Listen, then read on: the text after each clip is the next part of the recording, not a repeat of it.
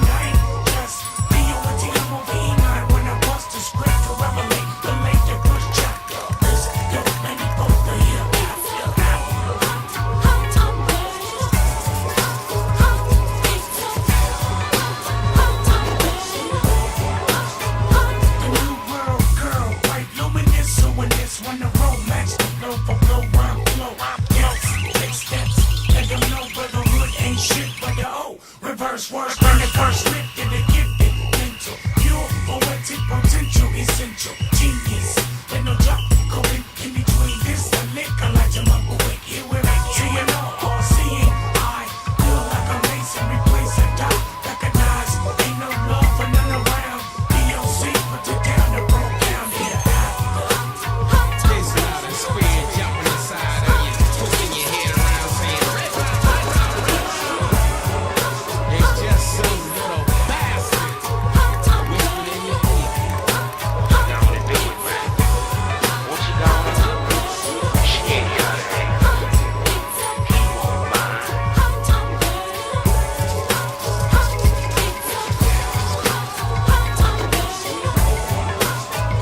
Deliver the word, black, you must. Now listen to the evil in the God we trust.